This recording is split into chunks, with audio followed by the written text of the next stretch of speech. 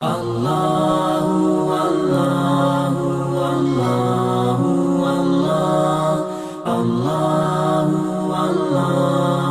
Allahu Allahu السلام علیکم ورحمۃ اللہ وبرکاتہ۔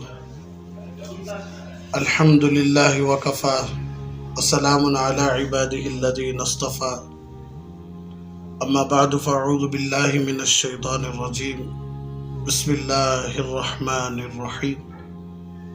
فإن تولوا فقل حسبی اللہ لا الہ الا ہو علیہ توکلت وہو رب العرش العظیم، صدق اللہ العظیم۔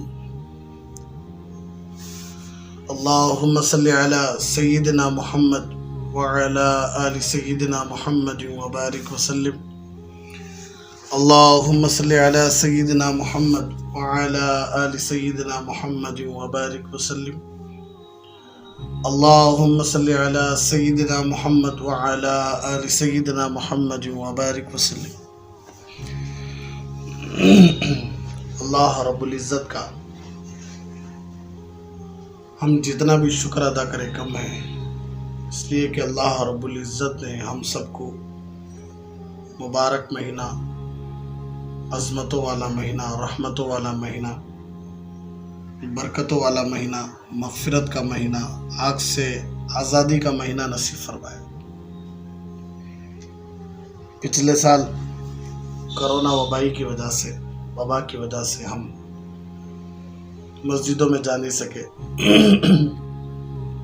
اور مسجدوں میں تراویح بھی نہیں پڑھ سکے، تو اللہ رب العزت کا ہم شکر ادا کریں کہ اللہ رب العزت نے اس سال ہم سب کو مسجدوں میں جا کر تراویح پڑھنے کا موقع دیا، فرائض پڑھنے کا موقع دیا، سب کے ساتھ پورے مسلمان مل جل کر عبادت کرنے کا موقع بھی دیا ہے۔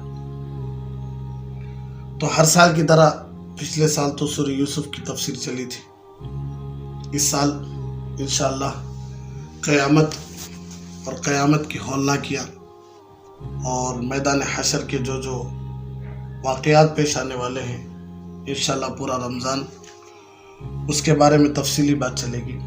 اللہ رب العزت سے دعا کرے کہ اللہ رب العزت مجھے حق بولنے کی توفیق عطا فرمائے اور مجھے اور آپ کو ان باتوں پر عمل کرنے کی اور ایمان لانے کی توفیق عطا فرمائے۔ ابھی آپ کے سامنے ایک قرآن کی ایک چھوٹی سی آیت کا ایک چھوٹا سا ٹکڑا، فَإِن تَوَلَّوْا فَقُلْ حَسْبِيَ اللَّهُ، پھر اگر یہ روگردانی کریں یعنی پلٹ جائیں، دین سے پھر جائیں، تو آپ کہہ دیجئے کہ میرے لیے اللہ کافی ہے۔ فَقُلْ حَسْبِيَ اللَّهُ، حضور آپ کہہ دیجئے کہ میرے لیے اللہ کافی ہے۔ علیہ توکل، لا الہ الا ہو، اللہ کے سوا کوئی عبادت کے لائق نہیں۔ علیہ توکلت، میں نے اللہ ہی پر بھروسہ کیا۔ وہو رب العرش العظیم، وہ بڑے بھاری عرش کا مالک ہے، وہ بڑے بھاری عرش کا مالک ہے۔ تو یہ آیت اور اس سے پہلی آیت میں اللہ کے نبی صلی اللہ علیہ وسلم کی شان ہے اور اللہ کے نبی صلی اللہ علیہ وسلم کی شان کا بیان ہے، لیکن اس کے بعد اللہ تبارک و تعالیٰ ارشاد فرماتے ہیں، پھر اگر یہ کفار آپ کی بات نہ مانیں، آپ کی بات کا مذاق اڑائیں، آپ کی باتوں سے پلٹ جائیں، تو آپ کو غم کرنے کی ضرورت ہی نہیں۔ کفار مانندے نہیں مانندے، آپ غم کرو نہ کو، صاف بول ڈالو کہ تمہیں نہیں مانے، تمہیں پلٹ گئے، مجھے تمہاری ضرورت نہیں۔ کیوں؟ فَقُلْ حَسْبِيَ اللَّهُ، میرے لیے میرا اللہ کافی ہے۔ لا الہ الا ہو، اللہ کے سوا کوئی عبادت کے لائق نہیں۔ کون اللہ؟ کہ جس کے علاوہ کوئی عبادت کے لائق نہیں۔ علیہ توکلت، میں اسی اللہ پر بھروسہ کرتا ہوں، بھروسہ کیا ہوں۔ وہو رب العرش العظیم، اور وہ ایسی ذات ہے کہ عرش عظیم کا وہ مالک ہے، عرش عظیم کا وہ رب ہے۔ تو اب اس آج کے بیان میں عرش عظیم کسے کہتے ہیں؟ ہمیں کئی مرتبہ سنتی، بیانوں میں سنتی ہیں، قرآن میں پڑھتے بھی رہتے ہیں۔ عرش، اصل عرش عظیم کس کو کہتے ہیں؟ اس میں علماء کرام اور مفسرین اعظام کی بہت لمبی لمبی بحثیں چلی ہیں۔ تو پہلی بات یہ سمجھنا ہے کہ اللہ تبارک و تعالیٰ نے 7 زمین اور 7 آسمان بنائے ہیں، 7 زمین اور 7 آسمان بنائے ہیں۔ دونوں میں فرق اتنا ہے کہ زمین ایک دوسرے سے ملی ہوئی ہے، جو 7 زمینیں ہیں وہ ایک دوسرے سے ملے ہوئے ہیں، بیچ میں گیپ نہیں ہے، 7 زمینیں، اور 7 آسمان اوپر نیچے ہیں، آسمان ملے ہوئے نہیں، ایک آسمان سے لے کر دوسرے آسمان تک درمیان میں خلا ہے، جگہ باقی ہے۔ تو ایک آسمان سے لے کر دوسرے آسمان تک جانا تو بیچ میں جگہ باقی ہے، پھر دوسرے آسمان سے لے کر تیسرے آسمان میں جانا جگہ باقی ہے، چوتھے آسمان، 5ویں آسمان، 6ٹھے آسمان، 7ویں آسمان، 7ویں آسمان پر اللہ کی کرسی ہے، اور پھر کرسی پر اللہ کا عرش ہے۔ 7واں آسمان، 7ویں آسمان پر اللہ کی کرسی ہے اور اس کے اوپر اللہ کا عرش ہے۔ اب کرسی کسے کہتے ہیں؟ ہمیں آیت الکرسی پڑھے ہی یا اس کی تفسیر سنے ہی تو اس میں بات سمجھ میں آ جاتی ہے، لیکن پھر بھی عام طور سے بات سمجھ میں آنا نا، اس لیے سمجھانے کی کوشش کرتا ہوں انشاءاللہ۔ آیت الکرسی کی تفسیر میں تو یہ بات ہے کہ کرسی کسے کہتے ہیں، تو ہمارا ذہن عام طور پر کرسی کا تو ہمارا ذہن میں آتا ہے پلاسٹک کی کرسی، چکلے سے بنی ہوئی کرسی یا لکڑی سے بنی ہوئی کرسی وغیرہ وغیرہ، کسی چیز سے بنائی گئی ہو، مگر یہاں کرسی سے اللہ رب العزت کی عظمت اور اس کے جلال کو ظاہر کرنا ہے۔ یہاں وہ کرسی نہیں جو ہمارے گھروں میں ہوتی ہے، دکانوں میں ہوتی ہے، جیسا ہمیں معمولی کرسیاں بیٹھتی بناتی، وہ کرسیاں نہیں۔ کرسی سے کیا مراد؟ اللہ کی عظمت اور اللہ کا جلال یہ بتانا ہے، اس لیے، اور اللہ تبارک و تعالیٰ کی وسعت قدرت کو بیان کرنا ہے کہ اللہ کی قدرت کتنی وسیع ہے، یہ بیان کرنا ہے۔ آیت الکرسی میں اللہ خود فرماتے ہیں وَسِعَ كُرْسِيُّهُ السَّمَاوَاتِ وَالْأَرْضِ، کہ اللہ تبارک و تعالیٰ کی کرسی آسمان اور زمین کا احاطہ کیے ہوئے ہے۔ اللہ کی جو کرسی ہے آسمانوں کو بھی اپنے اندر لے لی ہے، زمینوں کو بھی اپنے اندر لے لی ہے۔ سمجھ آیا؟ تو سوچ کر دیکھو اللہ کی کرسی کتنی بڑی رہے گا۔ یہاں کرسی سے مراد ہماری دنیاوی جیسی کرسی نہیں ہے، کیونکہ اللہ تبارک و تعالیٰ کی شان ایسی چیزوں سے پاک ہے، اللہ تبارک و تعالیٰ کی شان، اللہ تبارک و تعالیٰ کی ذات ایسی چیزوں سے پاک ہے، یعنی جو ہماری جیسی کرسیاں ہیں اس سے اللہ پاک ہے۔ کیوں؟ لیس کمثلہ شیء، اللہ کا مثل کوئی نہیں۔ ہمارے جیسے کرسیاں ہیں تو پھر اللہ رب العزت کی شان میں نقص پیدا ہوتا، نعوذ باللہ، اس لیے نہیں۔ یہاں کرسی سے کیا مراد ہے، اس کے متعلق مختلف باتیں ہیں۔ پہلی بات کیا ہے؟ اس سے مراد اللہ تبارک و تعالیٰ کا وسعت علم، یعنی علم کی وسعت کو بیان کرنا۔ کرسی سے مراد اللہ کا علم، اللہ کا علم پورے زمینوں کو، پورے آسمانوں کو احاطہ کیے ہوئے ہے۔ مطلب کیا؟ زمینوں میں کیا ہو رہا ہے، آسمانوں میں کیا ہو رہا ہے، زمینوں کا نظام، آسمانوں کا نظام سب اللہ کو معلوم ہے، اللہ کے علم میں ہے۔ اللہ تبارک و تعالیٰ کا علم اتنا وسیع ہے کہ سب چیزوں کو گھیرے ہوئے ہے، سب چیزیں اللہ تبارک و تعالیٰ کے علم کے احاطے میں ہیں۔ لا تدرکہ الابصار وہو یدرک الابصار، پوری کائنات کی آنکھیں مل کر اللہ کو دیکھ نہیں سکتی، لیکن اللہ کی آنکھیں پوری کائنات کو دیکھ سکتی۔ یہ کرسی سے مراد۔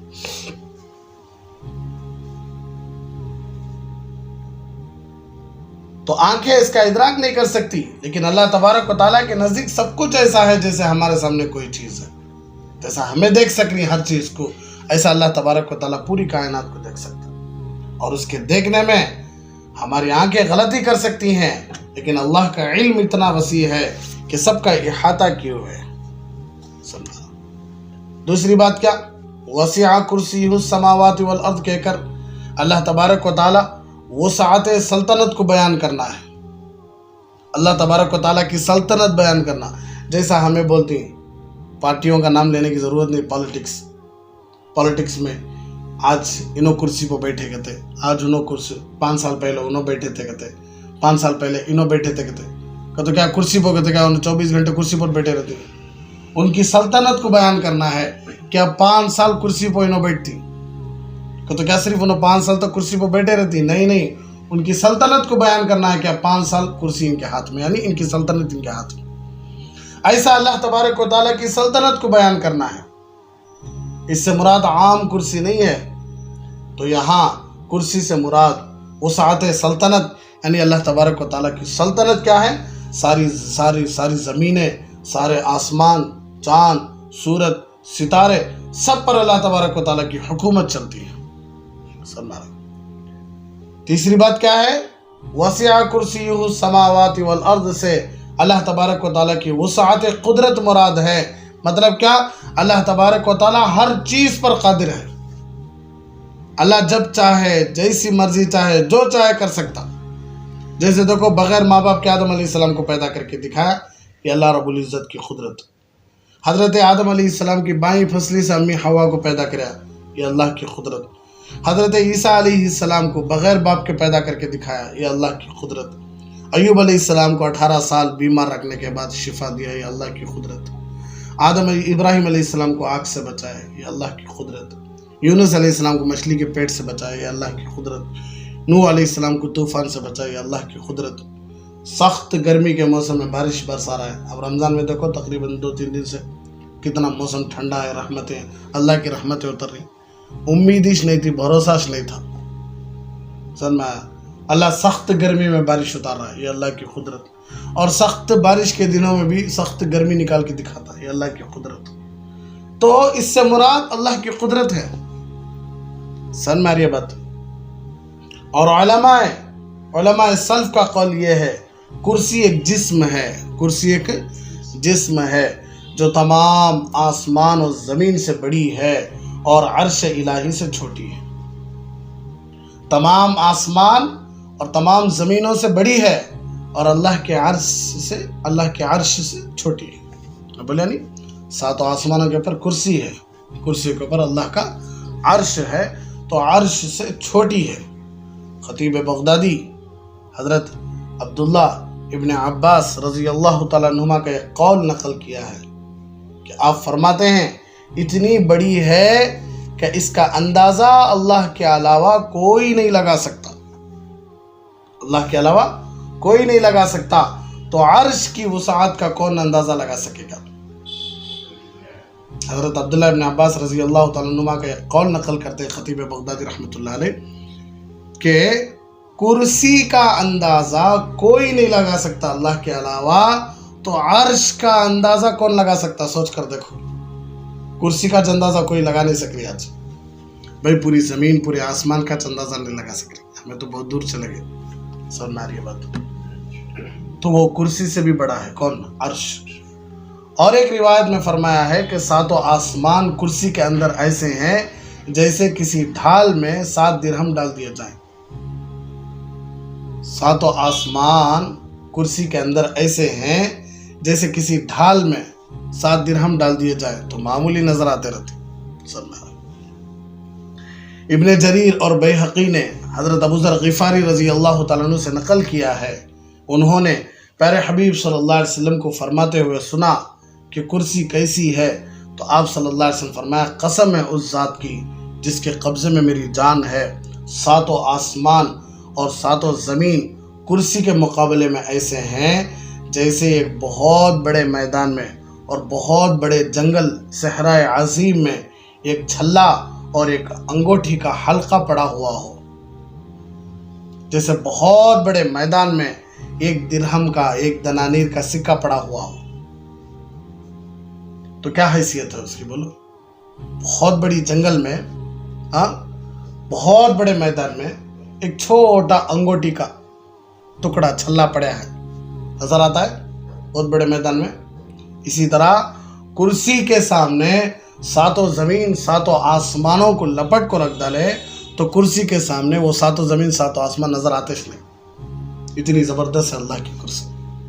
तो फिर कुर्सी के ऊपर जो अर्श है उसका अंदाज़ा, या अल्लाह।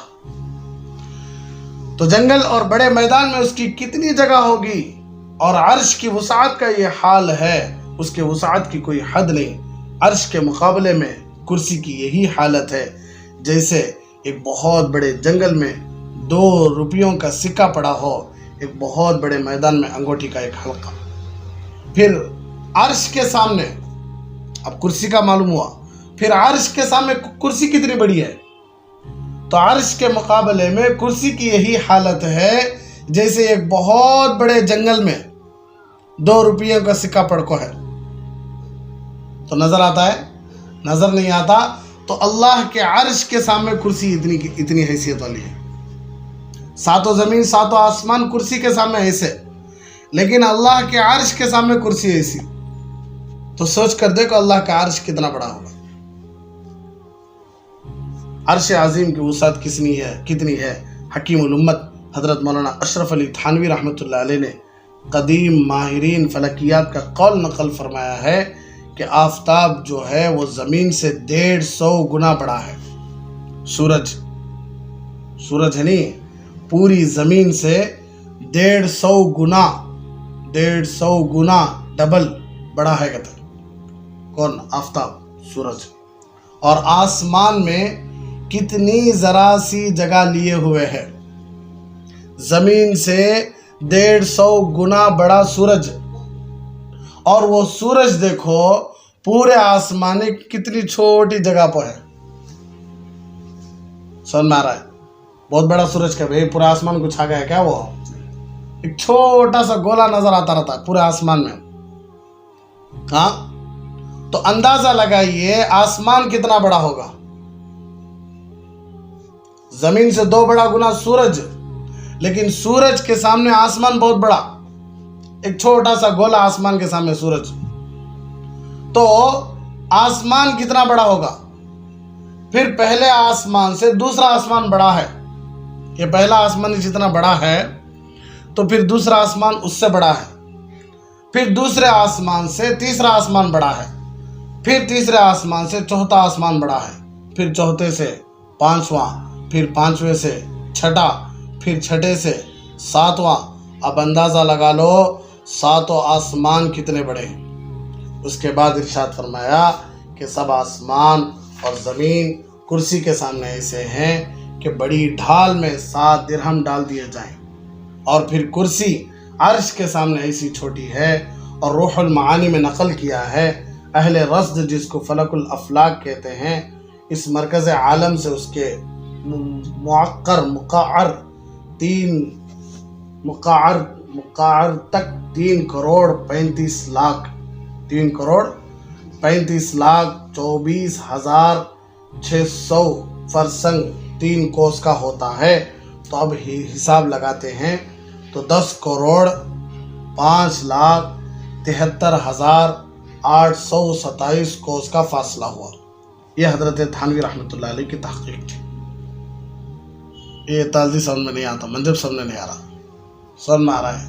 تو اندازہ لگائے ہیں کرسی کا اور عرش کا، سمجھ میں آ رہا ہے؟ تو سوچ کر دیکھو اللہ رب العزت کی بادشاہت، اللہ رب العزت کی قدرت کیا ہے۔ جدید ماہرین فلکیات کی تحقیق یہ ہے کہ زمین اور سورج میں 1 اور 13 لاکھ کی نسبت ہے۔ زمین اور سورج ایسا ہے جیسا کہ 1 اور 13 لاکھ، ایک طرف 13 لاکھ ایک طرف۔ تو یہ کہاں ہے؟ 13 لاکھ میں سے ایک چھوٹا سا ایک یہ عدد سمجھ میں آ رہا ہے۔ یعنی سورج زمین سے 13 لاکھ گنا بڑا ہے۔ سورج زمین سے کتنا ہے بھائی؟ 13 لاکھ گنا بڑا ہے۔ مگر جب ہم یہاں سے سورج کو دیکھتے ہیں تو سورج تھوڑی سی جگہ میں نظر آتا ہے۔ اس سے اندازہ لگایا جا سکتا ہے کہ آسمانی دنیا کا پھیلاؤ کتنا بڑا ہوگا، آسمان کتنا بڑا ہے۔ اور جب سے اللہ تبارک و تعالیٰ نے دنیا کو پیدا کیا ہے، سورج کا نظام قائم ہے، اور سورج اور پوری کائنات کا نظام اللہ کے حکم ہی سے چلتا ہے۔ حدیث میں آتا ہے کہ اللہ کے نبی صلی اللہ علیہ وسلم نے ارشاد فرمایا، روزانہ سورج جب نکلتا ہے، طلوع ہوتا ہے، تو اللہ سے اجازت لیتا ہے۔ اللہ سے کیا لیتا ہے؟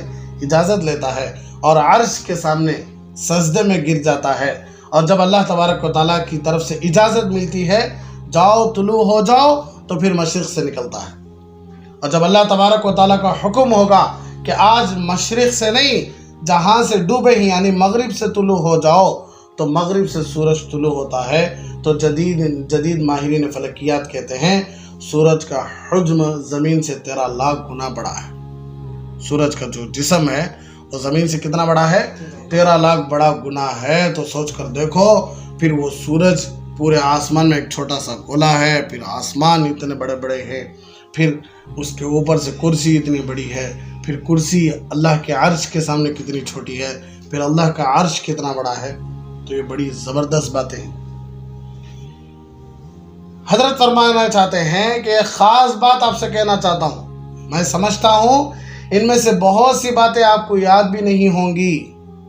حضرت فرمانا چاہتے ہیں، اب میں بھی جو باتیں آپ کو سامنے بولے اس میں بہت ساری باتیں آپ کو دماغ سے اڑ گی، جو 35,000 3 کروڑ 75 لاکھ کیا بولا نہیں میں، یہ من جب سمجھ میں آنی تم نہ بھی سمجھ میں آنا ہے، ایک تو حضرت کی باتیں نقل کر رہا اس بس میں ہوتا تو حضرت فرمانا چاہتے ہیں کہ ان میں سے بہت سی باتیں آپ کو یاد بھی نہیں ہوں گی، مگر میں جو بات پیش کرنا چاہتا ہوں وہ سمجھ لو، جو اللہ اتنے بڑے عرش کے مالک ہیں وہ کسی کے محتاج نہیں۔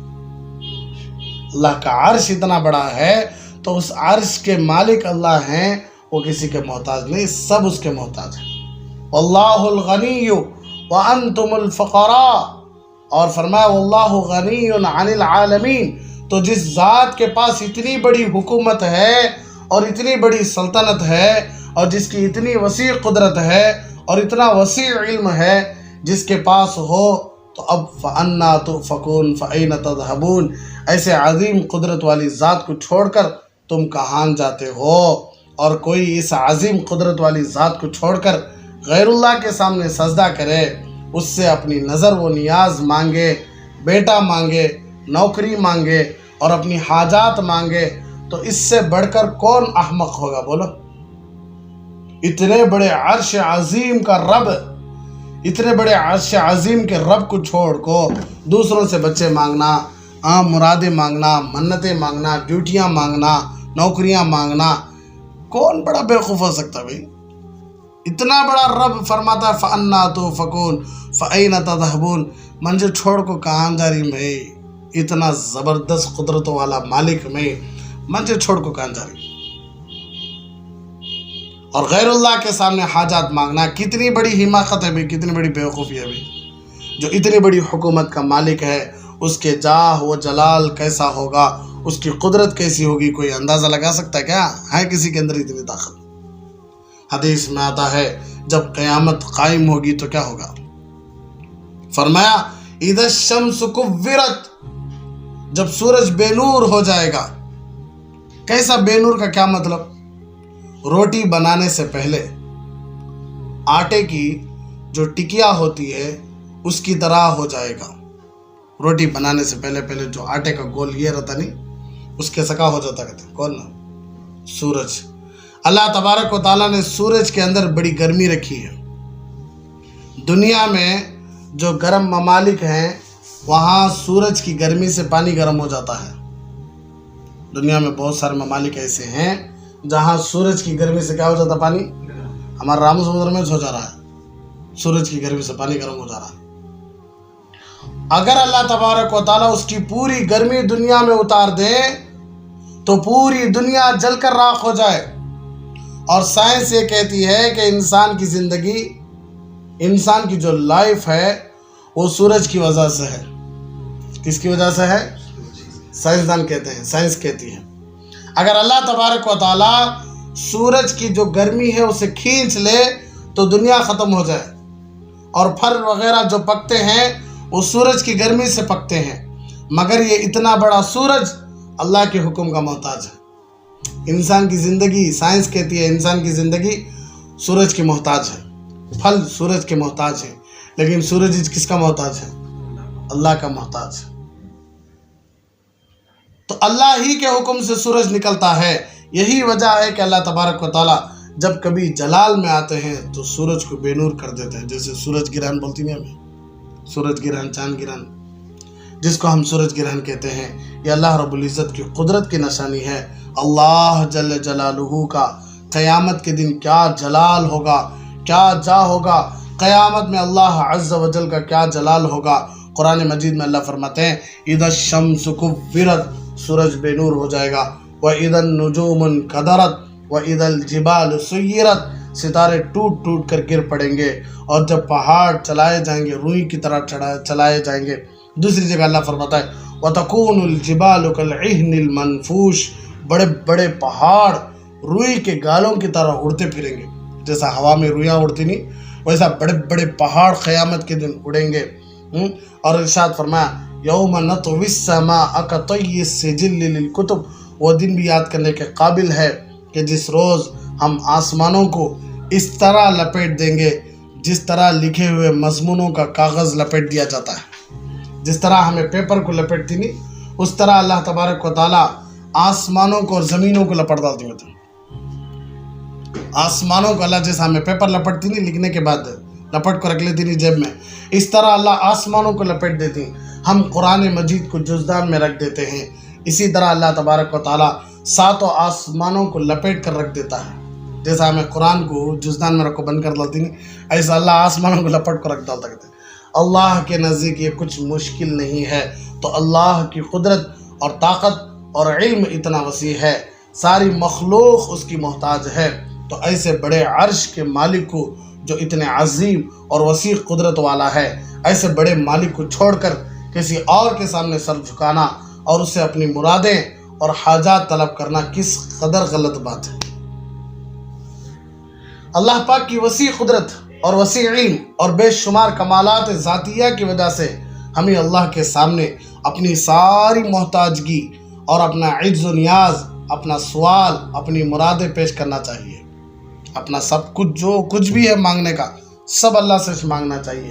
اگر کوئی اللہ کے در کو چھوڑ کر، اللہ کے دروازے کو چھوڑ کر کسی اور کے سامنے اپنی عاجزی یعنی اپنا چھوٹا پن، اپنی نیاز مندی، عجز و نیاز پیش کرے، اللہ تبارک و تعالیٰ اس سے کس قدر ناراض ہوں گے تھوڑا سوچنے کی بات ہے۔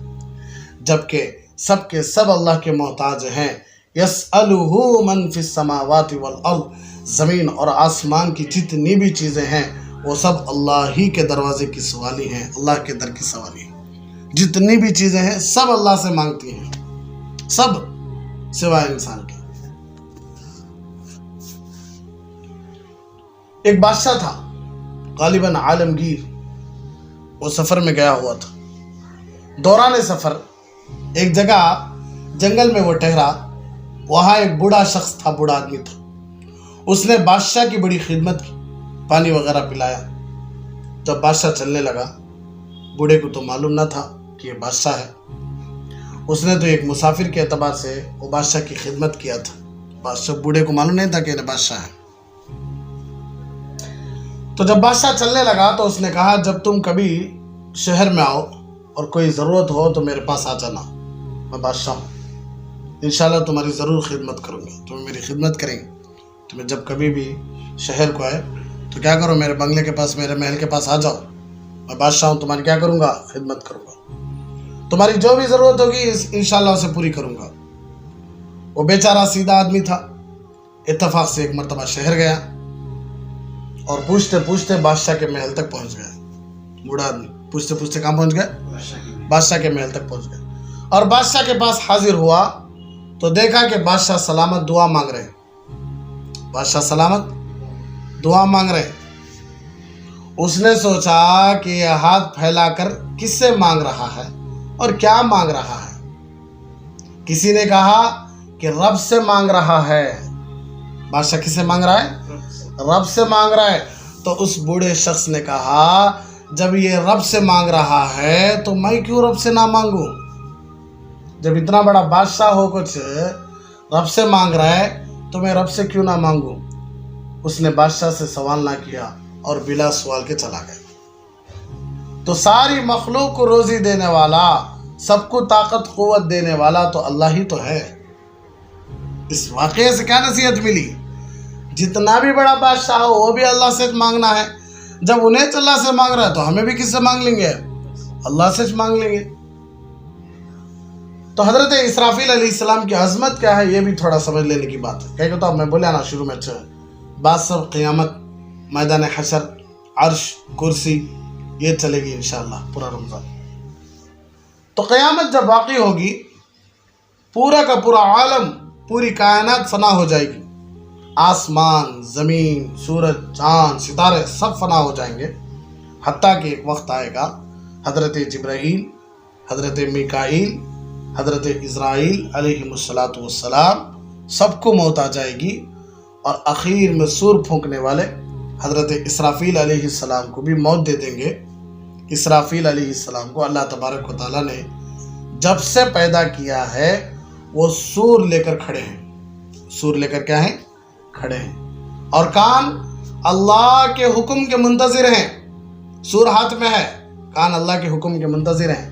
اسرافیل علیہ السلام کتنے بڑے فرشتے ہیں، حدیث میں آتا ہی ہے کہ کندھے سے لے کر گردن تک کا فاصلہ، کندھے سے لے کر شولڈر سے لے کر یہ گردن تک کا فاصلہ، یہاں تک فاصلہ 500 سال کا ہے. خالی ان کا جو یہ تھا فاصلہ ہے، رستہ ہے اتنے لمبے، خالی ان کا یہ حصہ اتنا لمبا ہے کہ چلے تو 500 سال لگتے ہیں. ان کی پیشانی پر اللہ نے چھوٹے حرفوں میں پوری قرآن لکھ ڈالے ہے. اسرافیل علیہ السلام کی پیشانی پر اللہ تبارک و تعالیٰ چھوٹے چھوٹے حرفوں میں پوری قرآن لکھ ڈالے ہے. 30 پارے لکھ ڈالے ہیں. سوچ کر دیکھو پیشانی کتنی بڑی رہے گا. سب نارا اللہ تبارک و تعالیٰ کے اتنے فرما بردار فرشتے ہیں، مگر اللہ تبارک و تعالیٰ ان کو بھی موت دیا تھا. جب ان کو بھی موت آ جائے گی اور سب ختم ہو جائیں گے، کوئی باقی نہیں رہے گا. سب چیزیں اللہ کے حکم کے تابع ہیں. اللہ حکم دیں گے ختم ہو جاؤ تو سب ختم ہو جائیں گے.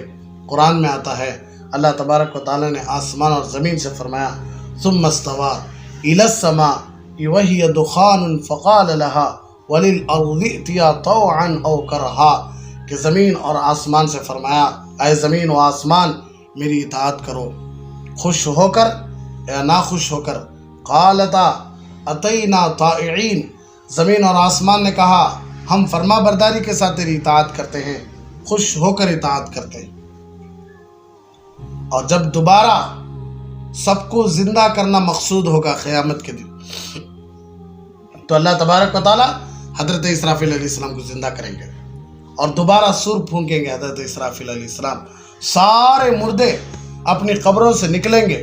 یوم ہم بارزون لا یخفا علی اللہ منہم شیء، جس دن سب اپنی قبروں سے اٹھیں گے اللہ سے اس دن کوئی چیز مخفی نہیں رہے گی، اللہ سے کوئی چیز چھپی ہوئی نہیں رہے گی. سب ایک لق و دق میدان میں کھڑے ہوں گے، یعنی سب مل کر کھڑے ہوں گے. اس وقت اللہ کا کیا جلال ہوگا، کیا جا ہوگا.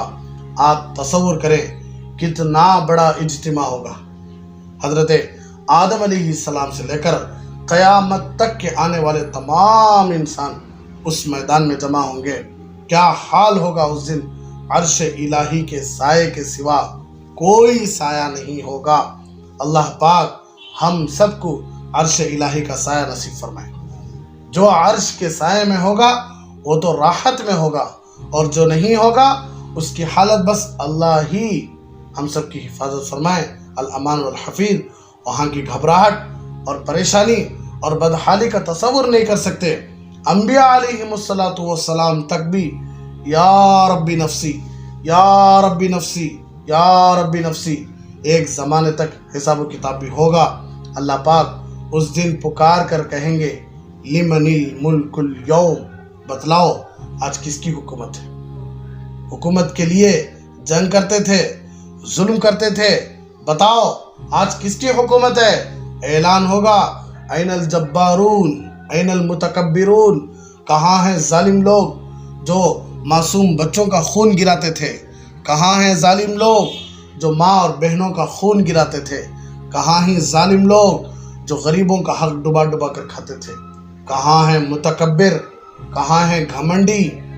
کوئی کچھ نہیں کہہ سکے گا، کسی کی ہمت نہیں ہوگی کہ اللہ کو جواب دے سکیں. پھر اللہ تبارک و تعالیٰ خود جواب دیں گے للہ الواحد القہار، آج اس واحد قہار کی حکومت ہے جو اپنی ذات و صفات میں یکتا ہے. اسی حالت میں ایک زمانہ گزر جائے گا. اسی حالت میں ایک زمانہ گزر جائے گا. لوگ میدان حشر میں بے حد پریشان ہوں گے، پسینے کے اندر ڈوبے ہوئے ہوں گے. لوگ تنگ آ جائیں گے اور یہ کہیں گے کہ بھئی حساب و کتاب کب شروع ہوتا اور فیصلہ ہو جائے، جلدی فیصلہ ہو جائے. لوگ آپس میں کہیں گے چلو آدم علیہ السلام کے پاس چلتے ہیں، وہ ہمارے ابا ہیں، وہ ہمارے باپ ہیں، اور ان سے جا کر کہو کہ کیا کریں، اللہ سے جا کر کہیں کہ اللہ حساب و کتاب شروع کر دے. چنانچہ لوگ حضرت سیدنا آدم علیہ السلام کے پاس جائیں گے اور جا کر کہیں گے کہ آپ ہمارے ابا ہیں، آپ ہمارے ابا ہیں. اللہ پاک نے آپ کو اتنے بڑی قدرت سے، اپنے دست قدرت سے، اپنے ہاتھ سے آپ کو پیدا کیا ہے اور آپ کو مسجود ملائکہ بنایا، یعنی پورے فرشتے آپ کو سجدہ کیے. آپ کا مقام تو کتنا بلند ہے، آپ پورے انسانوں کے باپ ہیں. آپ جاؤ، آپ سب سے پہلے انسان بھی ہیں، سب سے پہلے نبی بھی ہیں. اللہ تبارک و تعالیٰ سے سفارش کرو کہ اللہ تبارک و تعالیٰ ہمارا حساب و کتاب شروع کر دے. حضرت آدم علیہ السلام بولتے کہتے میرے بچوں، بے شک تم سب میرے بچے ہو، میں تمہارا باپ ہوں، لیکن آج جو معاملہ ہے نا، اللہ بڑے جلال میں ہوں. آج میں اس کا اہل نہیں ہوں کہ میں اللہ کی بارگاہ میں جا کر اللہ سے سفارش کی امید کر سکوں، اللہ سے سفارش کی درخواست کر سکوں. اللہ نے اگر مجھ سے پوچھ لیا کہ اے آدم، ہم نے تم کو کہا یا بنی آدم، یا آدم اسکن انت وزوجک الجنہ، اے آدم اپنی بیوی کو لے کر جنت میں جاؤ، رہو، ولا تقربا هذه الشجرہ، اور اس درخت کے قریب مت جاؤ. لیکن میں درخت کے قریب چلا گیا، اللہ پوچھ لیے کہیں کو گئے تمہیں میری بات کو نہیں مانے نا، تو میں کیا جواب دوں گا؟ اس لیے ایسا کرو، میرے پاس اتنی ہمت نہیں کہ میں اللہ سے جا کر بات کر سکوں. نوح علیہ السلام کے پاس جاؤ. کس کے پاس جاؤ؟ نوح علیہ السلام کے پاس. تو سب کہاں آئیں گے؟ نوح علیہ السلام کے پاس آئیں گے، نوح علیہ السلام کی تعریف کریں گے. آدم علیہ السلام کے بعد دنیا کو اللہ نے آپ سے بسایا، یعنی پوری دنیا ختم ہو گئی تھی پانی آ کر. پھر اللہ تبارک و تعالیٰ اسرنو، پھر پوری دنیا کو نہیں بنایا. آپ کی وجہ سے آپ ہمارے دوسرے باپ ہیں، ہاں وہ بڑے ابا ہیں، آپ چھوٹے ابا ہیں. آپ اللہ سے سفارش کرو. نوح علیہ السلام کہیں گے آج میری بھی ہمت نہیں، اس لیے کہ میں اپنے کافر بیٹے کی سفارش کیا تھا اللہ سے. اللہ بول دیا تھا انہ لیس من اہلک انی اعیدک ان تکون من الجاہلین. بہت سارا لمبا قصہ ہے. تو میری ہمت نہیں ہے کہ میں یہ جو پھول ہوئی ہے میرے سے، اگر اللہ اس کے بارے میں پوچھ لیا تو میں کیا جواب دوں گا؟ اس لیے آپ ایسا کرو، آپ حضرت ابراہیم علیہ السلام کے پاس چلے جاؤ. کس کے پاس؟ حضرت ابراہیم علیہ السلام کے پاس چلے جاؤ. تو حضرت ابراہیم علیہ السلام کے پاس جائیں گے اور عرض کریں گے آپ کا تو کیا مقام ہے، آپ تو خلیل اللہ ہیں، قربانی کی سنت آپ کی وجہ سے شروع ہوئی، مگر آپ بھی اللہ کے جاہ و جلال اور غضب کی وجہ سے معذرت فرما دیں گے. حضرت ابراہیم علیہ السلام بھی بول دیں گے میرے پاس بھی اتنی ہمت نہیں ہے. ایسا کرو، آپ حضرت موسیٰ علیہ السلام کے پاس چلے جاؤ. حضرت موسیٰ علیہ السلام بھی معذرت کر دیں گے میرے پاس اتنی ہمت نہیں ہے. بات کی وزن کو سمجھو، اللہ کے واسطے سوچ کر دیکھو. بڑے بڑے انبیاء جن کی شان ہے قرآن میں، وہ خود اللہ سے بات کرنے گھبرا رہی. انبیاء بھی اللہ سے بات کرنے کیا کر رہی؟ گھبرا رہی. لوگ آج جھوٹی تسلیاں دے رہی، ہمیں سفارش کر لیتی گھبراؤں کو، ہمارے پیچھے چلو. انبیاء علیہ السلام کی حال پریشان ہے، خود اللہ کے نبی صلی اللہ علیہ وسلم بتا رہی. تو وہ کہیں گے حضرت عیسیٰ علیہ السلام کے پاس چلے جاؤ. حضرت عیسیٰ علیہ السلام بھی معذرت کر دیں گے اور کہیں گے آج کسی کی ہمت نہیں ہے اللہ کے سامنے جا کر بات کر سکے. اور پھر فرمائیں گے تم یہ ذات کے پاس جا سکتی جن کو سجدہ ہے، جن کو لائق ہے، جو بات کر سکتے ہیں اللہ سے، وہ ہیں محمد الرسول اللہ صلی اللہ علیہ وسلم ہیں. تم حضور صلی اللہ علیہ وسلم کے پاس چلے جاؤ. بخاری شریف میں یہ تفصیلی روایت ہے. اس پر بہت سارے سوالات بھی ہوتے ہیں کہ پہلے حضور صلی اللہ علیہ وسلم کے پاس کیوں نہیں گئے، آدم علیہ السلام سے کیوں آئے؟ سب سے پہلے کہاں چلے آنا تھا؟ ہمارے نبی کے پاس چلے جانا تھا. تو کیوں نہیں گئے؟ تو حضور صلی اللہ علیہ وسلم کا مقام عالی بتلانا تھا کہ آپ کا درجہ کتنا بڑا ہے، یہ بتانا تھا. تو جب یہ لوگ حضور صلی اللہ علیہ وسلم کے پاس پہنچیں گے، دیکھو آخر کام پہنچے، ایکٹروں کے پاس، پلیئروں کے پاس، ٹیموں کے پاس، नहीं जाना सब भी वहाँ, सब भी आदम अलैहिस्सलाम से लेकर क़यामत तक के पूरे इंसान, सिर्फ हमारे नबी की उम्मत नहीं, आदम अलैहिस्सलाम से लेकर क़यामत तक के पूरे मुसलमान, पूरे ईमान वाले कहाँ जाना सो हमारे नबी के पास ही, हमें खुद जारी उन्होंने जारी पर आदम अलैहिस्सलाम से लेकर ईसा अलैहिस्सलाम की उम्मत भी कहाँ जारी है, हमारे नबी के पास जारी है। हमें खुद हमारे नबी के लाड़िले उम्मती, आज हमें हमारे नबी की सुन्नतों को अपनाने में शर्म आ रही है बात है। देखो जब ये लोग हुजूर सल्लल्लाहु अलैहि वसल्लम के पास पहुंचेंगे तो आप सल्लल्लाहु अलैहि वसल्लम तैयार हो जाएंगे, अल्लाह की बारगाह में हाजिर होकर अर्ज करेंगे कि अल्लाह इनका हिसाब किताब शुरू फरमा दे। अगर दो आदमियों में लड़ाई हो रही हो, मियाँ बीवी का या दो ख़ानदानों का झगड़ा हुआ हो, और आप जाकर कहें ये क्या किया, ये क्या लगा रखा है, ये क्यों हो रहा है, तो सामने वाला गुस्से में आता है, तो ऐसे वक्त आपकी इस बात का अच्छा असर होने के बजाय मुमकिन है वो यूँ कह दे कि आप जाइए अपना काम कीजिए, आपको अल्लाह ने बड़ा बनाया है, तो आप कुछ ना कहें, आप सिर्फ उनके सामने जाकर खड़े हो जाएं, आपकी हैबत तारी हो जाएगी, वो खुद ठंडे हो जाएंगे, वो आगे बढ़कर कहेंगे आपने क्यों तकलीफ़ फरमाई, अब आप कहिए ये क्या हो रहा है, अब आपकी बात का इंशाल्लाह अच्छा असर होगा। तो यहाँ मिसाल से एक बात हज़रत समझाना चाहते हैं, जब दो मियाँ बीवी लड़ ले रही या दो ख़ानदान वाले लड़ ले रही या दो रिश्तेदार लड़ ले रही, कोई मामूली आदमी गली में जाता सा आदमी जाको क्या एक एक लड़ लेते हैं, तो तुमने क्या बोलते तुझे कहीं जा भाई तू पहुँच किसी बुजुर्ग को, किसी मुत्तकी आदमी को, किसी गाँव के बड़े जिम्मेदार आदमी को ले जा सामने खड़ा लेता, अयो तुम्हें कहीं को है, तुम्हें बोले रहते थे, हमें जाके रहते थे, तुम्हें एक तकलीफ उठाए, आवाज़ छोटी हो जाती कि नहीं, कहेगा तो उनका मकाम, उनकी इज्जत, उनकी शान है। तो इसी तरह अल्लाह के नबी सल्लल्लाहु अलैहि वसल्लम देखेंगे अल्लाह पाक इस कदर गज़ब और जाहो जलाल में है, किसी की हिम्मत नहीं हो रही है, तो अल्लाह के नबी सल्लल्लाहु अलैहि वसल्लम खुद जाएंगे आगे जाकर हाजिर होकर, ये नहीं फरमाएंगे कि अल्लाह इनका हिसाब किताब ले लो, बल्कि हदीस में आता है अल्लाह के नबी सल्लल्लाहु अलैहि वसल्लम इरशाद फरमाते हैं बारगाह आली में हाजिर होते हैं, सजदे में चले जाते हैं, और आप इतना लंबा सजदा करेंगे और अल्लाह की ऐसी हम्द व सना करेंगे कि हुजूर सल्लल्लाहु अलैहि वसल्लम खुद फरमाते हैं कि आज तक कोई नहीं जानता कि मैं कितनी अच्छी तारीफ़ करूँगा अल्लाह की कैसी हम्द व सना करूँगा।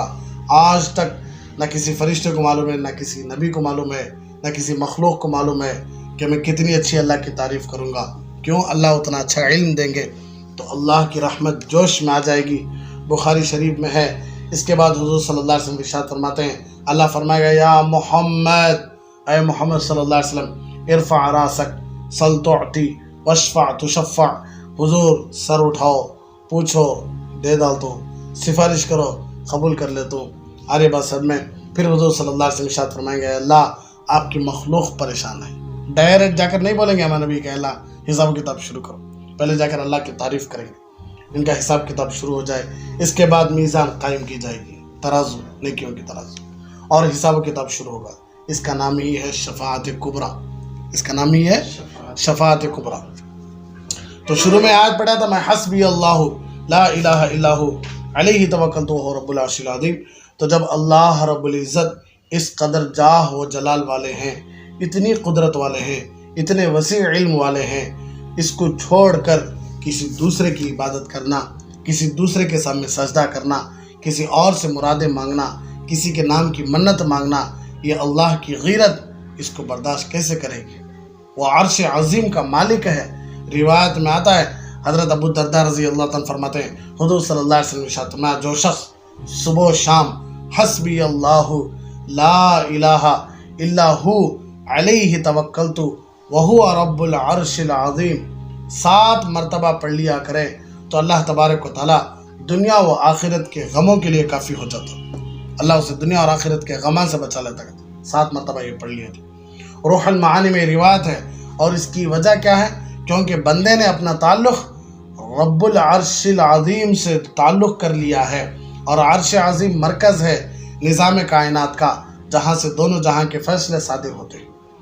तो बंदा जब बोलता है वो रब्बुल अर्शिल अज़ीम 7 मरतबा, तो अपना ताल्लुक़ عرش عظیم کے رب سے جوڑ لیا ہے تو عرش عظیم وہاں سے بندے کے پورے کامہ یعنی اترتے سو وہاں ساری دنیا کا نظام اترتا. تو جب پناہ میں آ گیا تو اب اس کو غم اور مشکلات کہاں سے باقی رہیں گی؟ جب وہ خود اپنا تعلق عرش عظیم سے جوڑ لیا جہاں سے پورے فیصلے اترتے تو اب وہ اس کے پر غمہ کیسا اترتے؟ اللہ خود فیصلہ کرتا ہوتا اس کے غمہ. حسبی اللہ سے متعلق ایک قصہ لکھ کر ہیں، روح المعانی میں اس پر ایک قصہ لکھ کر ہیں. ابن النجار نے اپنی تاریخ میں حضرت حسن رضی اللہ تعالیٰ سے روایت کی ہے کہ ایک سریہ جہاد کے لیے گیا روم کی طرف. سریہ بولتی ہیں جس میں اللہ کے نبی صلی اللہ علیہ وسلم نہیں تھے، وہ جماعت سریہ بولتے. تو جہاد کے لیے ایک سریہ گیا روم کی طرف. اس میں ایک شخص گھوڑے پر سے گر گیا اور اس کے پیر کی ہڈی ٹوٹ گئی اور اس کی حالت ایسی ہو گئی کہ چلنا اس کے لیے مشکل ہو گیا. اس نے انتظار کیا کہ آج ٹھیک ہو جائے گی، کل ٹھیک ہو جائے گی، لیکن اس کا پیر ٹھیک ہوا، ہڈی ٹوٹ گئی تھی. تو اس نے کہا کہ میری وجہ سے پوری جماعت رکی ہوئی ہے، آپ لوگ مجھے یہاں چھوڑو اور اللہ کے حوالے کر دو. جب تک زندگی مقدر ہوگی زندہ رہوں گا، آگے اللہ کا حکم. چنانچہ لوگوں نے بادل ناخواستہ یعنی دل کو گھٹ کرتے ہوئے اس کے گھوڑے کو وہاں چھوڑ دیا اور کھانے پینے کا جو سامان تھا وہ اس کے پاس رکھ دیے اور اللہ پاک کے حوالے کر کے قضاء قدرت کے جو فیصلے ہوں گے اس کے مطابق ہوں گے. چنانچہ اس شخص کو جنگل میں چھوڑ کر اپنا سفر یعنی جہاد کا سفر کیا کرے شروع کر ڈالے، وہاں چھوڑ ڈالے. یہ آدمی اس جنگل میں پڑا تھا. جماعت روانہ ہو گئی. غیب سے ایک شخص ظاہر ہوا اور اس نے کہا کہ کیا پریشانی ہے؟